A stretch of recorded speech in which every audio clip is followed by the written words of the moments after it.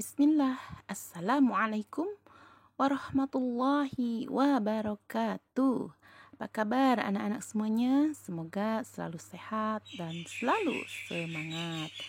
Jumpa lagi dengan Bu Nanai pada pelajaran tematik. Kita sudah masuk pada subtema 3, PB 1, 2, dan 3 dengan tema indahnya persatuan dan kesatuan negeriku.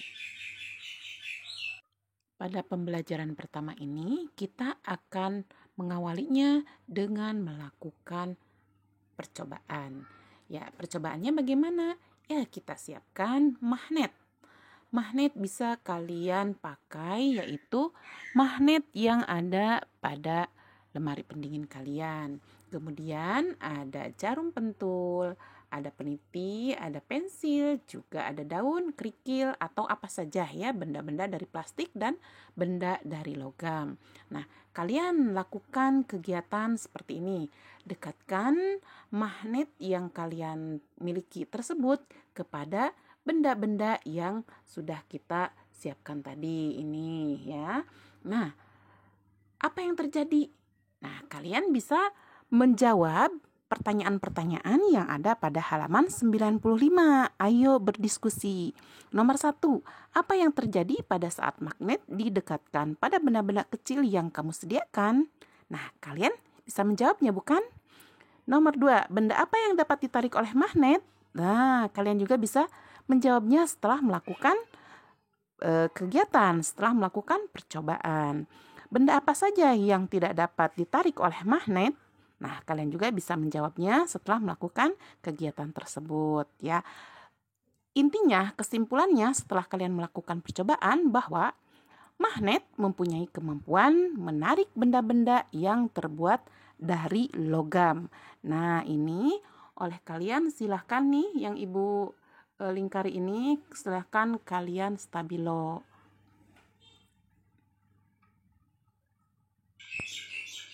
Sebuah magnet mempunyai dua ujung berlawanan. Ujung magnet biasa disebut dengan kutub. Dua kutub magnet yang berlawanan itu disebut kutub utara dan kutub selatan. Nah, seperti ini nak nih, ada S, ini kutubnya, dan ini adalah U. Ya, melambangkan S itu selatan, U itu utara ya. Jika dua buah magnet didekatkan pada kutub yang sama, kedua magnet itu akan tolak menolak. Nah, seperti ini nih yang Ibu lingkari ya. Sebaliknya, jika dua buah magnet diletakkan pada kutub yang berbeda, kedua magnet tersebut akan tarik menarik ya. Oh, maaf, ini ya. Nah, akan tarik menarik. Interaksi dua buah magnet, misalnya yang diletakkan, akan menimbulkan gaya. Gaya itu disebut gaya magnet. Nah, silakan di stabilo nih yang Ibu garis bawahi. Ya, jadi gaya magnet adalah gaya yang dihasilkan ketika dua magnet atau lebih saling berinteraksi. Ya, silakan ini di stabilo juga ya. Gaya magnet dapat dimanfaatkan misalnya dalam pembuatan kompas. Nah, ini silahkan di stabilo juga ya. Nah, kompas adalah alat penunjuk arah utara dan selatan ya. Kompas itu, jarum kompas selalu menunjuk ke arah utara dan selatan. Kini, bagaimana arah benda jika dijatuhkan dari ketinggian tertentu? Mari melakukan kegiatan kembali ya. Silahkan kalian pegang penghapus. Lalu penghapusnya perlahan saja dilemparkan ke atas. Nah, sudah. Kemudian lemparkan kembali. Bagaimana dengan daun jika dilemparkan ke atas? Nah, mengapa terjadi demikian ya? Nah, mari kita bahas ya. Ibu akan membahas yang di sini ya. Uang logam yang dilempar kuat-kuat ke atas akan kembali ke bumi. Bayangkan penghapus yang kalian lempar atau benda-benda yang kalian lempar tadi tidak kembali ke bumi, maka kalian akan kehilangan benda-benda tersebut ya. Semua benda yang kamu lemparkan ke atas akan jatuh lagi kembali ke bumi karena adanya gaya gravitasi. Ya, ini gaya gravitasi, silahkan kalian stabilo. Gaya gravitasi adalah gaya yang disebabkan oleh gaya tarik yang dihasilkan oleh bumi. Nah, ya di sini kalian stabilo kembali ya. Gaya gravitasi sangat bermanfaat. Nah, ada di sini, Nak. Nanti di stabilo lagi ya. Gaya gravitasi sangat bermanfaat karena dapat menahan benda-benda agar tetap berada di bumi. Masya Allah, maha luas kuasa Allah ya. Ya, kita lanjutkan. Silahkan kalian bisa mengisi soal-soal berikut. Mari masuk pada pembelajaran 2. Keragaman budaya menghasilkan keragaman karya seni. Salah satu contoh karya seni berupa seni rupa. Perhatikan gambar karya-karya seni yang kreatif berikut ini. Coba lihat di halaman 102 ini ya yang Ibu lingkari. Nah, menunjukkan karya montase. Menurutmu bagaimana cara membuatnya? Nah, ini adalah menunjukkan karya kolase. Bagaimana membuatnya? Nah, kalau kolase kalian tentu saja sudah pernah membuatnya. Ini adalah contoh mozaik. Bagaimana juga membuatnya? Dan perbedaannya apa tadi dengan kolase? Ya, ini adalah karya yang menunjukkan aplikasi. Karya montase, kolase, aplikasi, dan mozaik merupakan karya seni rupa. Ibu sedang membaca yang ini ya. Montase dibuat dengan, keempat jenis karya tersebut dibuat dengan teknik menempel. Nah, silakan kalian stabilo ya. Jadi, montase, kolase, aplikasi, dan mozaik dibuat dengan teknik menempel. Montase dibuat dengan menempelkan gambar-gambar yang sudah jadi. Ya, misalnya ikan yang memang sudah berbentuk ikan, kura-kura sudah berbentuk kura-kura, pohon sudah berbentuk pohon. Nah, di gambar-gambar tersebut ditempelkan, disusun membentuk gambar atau adegan yang kita inginkan. Kemudian kolase ini ya. Kolase dibuat dengan menggunakan paduan aneka bahan, misalnya kertas, kain, kayu, yang ditempelkan pada permukaan gambar. Misalnya kita membuat pisang, nah silahkan ditempelkan. Kemudian ada karya aplikasi, dibuat dengan menempelkan suatu bentuk dari bahan tertentu, ya. Mozaik dibuat dengan menempelkan potongan-potongan bahan. Dibandingkan kolase, potongan-potongan bahan yang ditempelkan lebih kecil. Ya. Nah, ini adalah cara membuat montase, ini cara membuat kolase, mozaik, dan aplikasi. Secara umum, ada dua macam tekstur permukaan benda, yaitu kasar dan licin. Semakin licin permukaan suatu benda, semakin sulit benda tersebut untuk dipegang.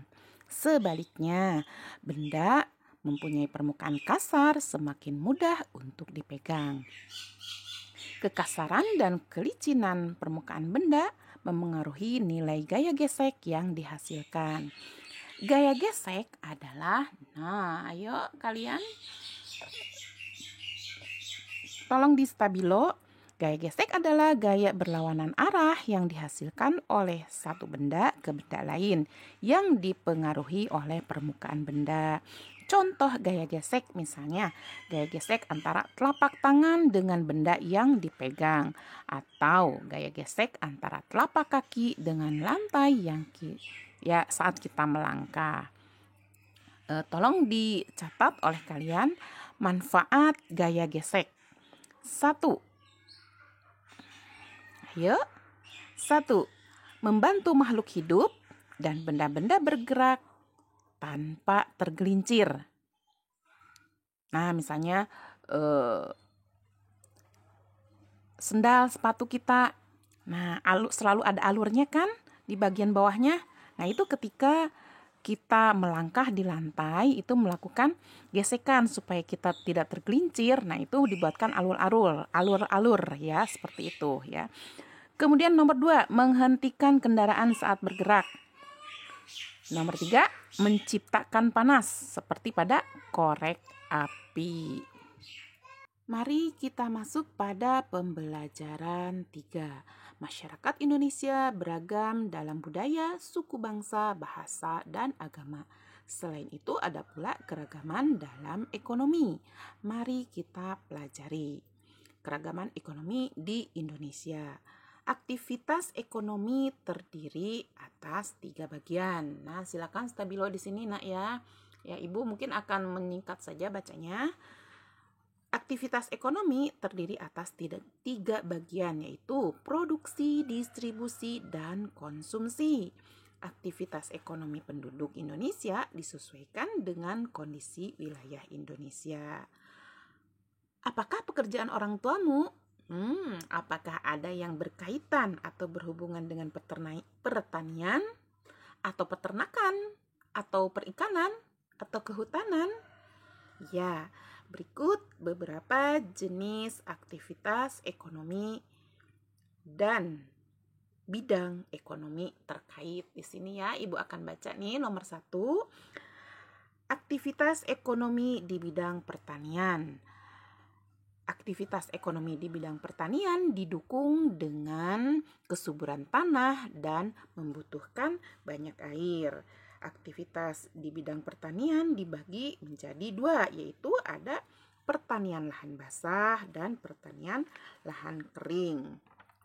Pertanian lahan basah membutuhkan banyak air, yaitu harus menggunakan sawah ya, menggunakan irigasi, sawah irigasi dan sawah lebak. Ada pula pertanian lahan kering membutuhkan sedikit air, misalnya dengan perkebunan.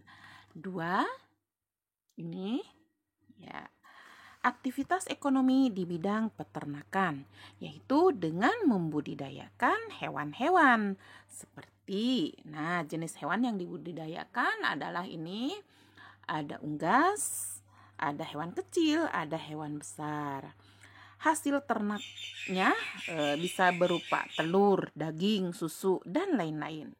Selain dapat dikonsumsi, juga ada kulitnya yang bisa diolah menjadi kerajinan.